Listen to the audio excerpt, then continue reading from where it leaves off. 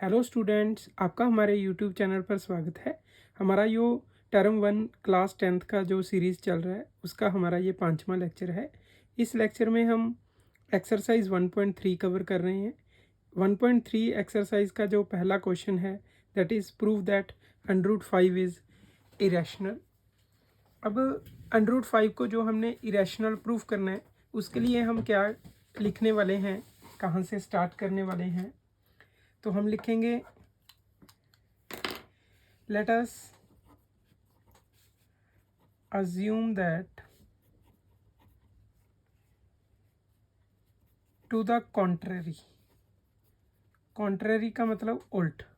let us assume that to the contrary √5 is rational। अब जो number rational होता है उसको हम P/Q की फॉर्म में लिख सकते हैं। मान लो हमने यहाँ पे लिख लिया √2 is equal to R/S। Suppose that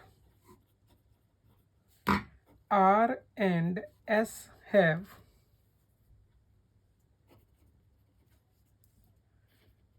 common factor other than 1। ये हमने सपोज कर लिया कि R एंड S का कोई कॉमन फैक्टर है। कोई भी कॉमन फैक्टर है से A, मान लो कि A कोई कॉमन फैक्टर है। अब हमने इस R और S को उस कॉमन फैक्टर A से कट कर दिया। मान लो यहाँ पे A की जगह पे हमने लिख लो कि कॉमन फैक्टर है P। इस P से हमने कैंसिल करके ये हमारे पास A और B आ गए। तो हम लिख सकते हैं यहाँ पे कि √5 हमारे पास क्या आ गया, A/B, where A and B have not any common factor other than 1। A और B का अब कोई भी कॉमन फैक्टर नहीं है। ये बात हमारी एक इम्पॉर्टेंट बात है, इस बात को यहाँ पे समझना बड़ा ज़रूरी है। ऐसे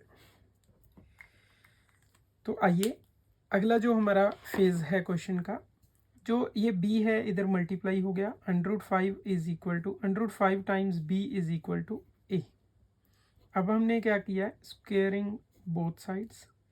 √5 B का whole square is equal to A square, 5B square is equal to A square. That implies 5 divides A square. अगर 5 A स्क्वायर को डिवाइड करता है तो 5 A को भी डिवाइड करेगा। अब 5 A को डिवाइड कर रहा है तो दैट मीन्स जो A है वो 5 का मल्टीपल होएगा। हमने मान लिया कि जो A है that is 5C।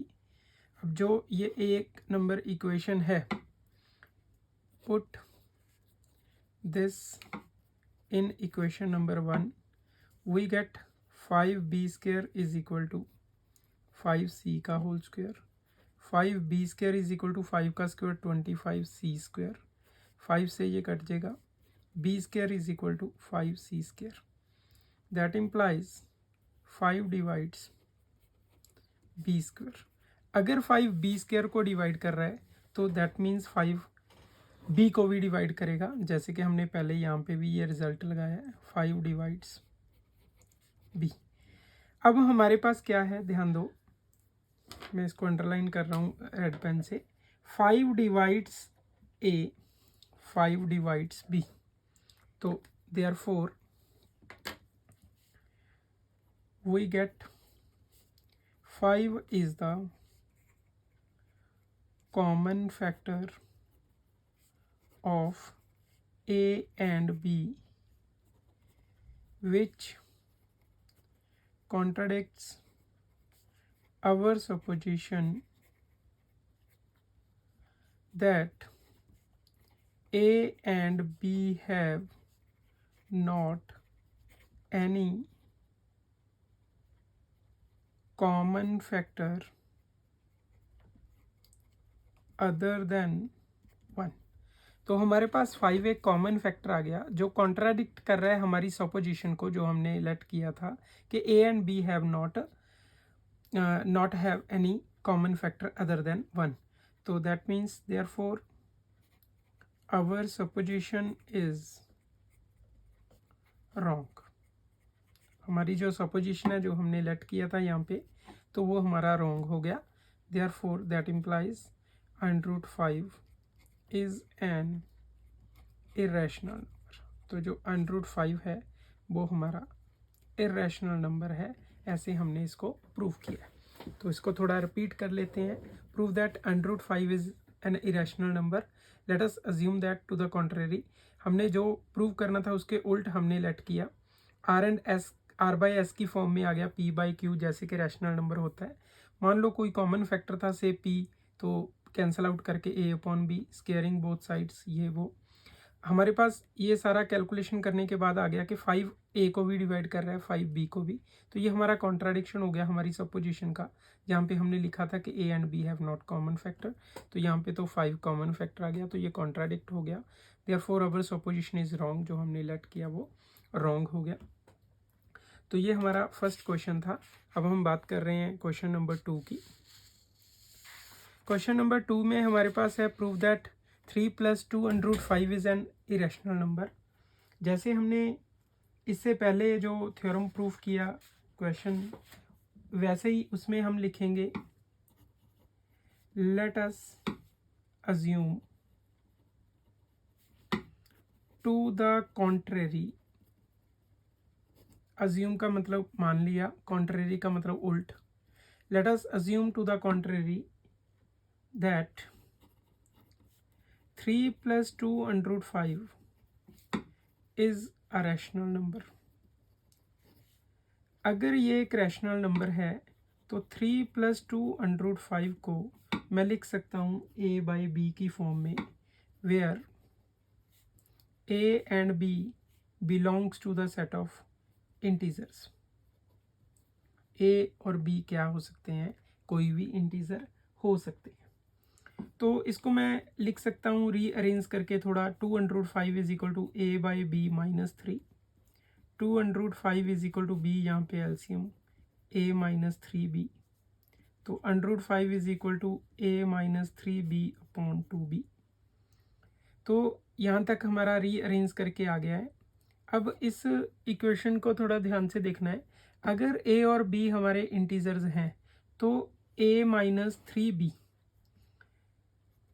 if a, b belongs to the set of integers, अगर वो इंटीजर्स हैं तो हमारे पास क्या होएगा? a -3b upon 2b is also belongs to set of rational number. That means ये जो नंबर है ये हमारा एक रैशनल नंबर होएगा. अगर a -3b upon 2b rational है तो मैं लिख सकता हूँ from star √5 is an rational number. तो इसका मतलब √5 के आगे rational number, which is contradiction to the fact that √5 is an irrational number. √5 तो हमारे पास इरेशनल नंबर होता है, तो यहाँ पे हमारे पास आ गया कि √5 रैशनल है.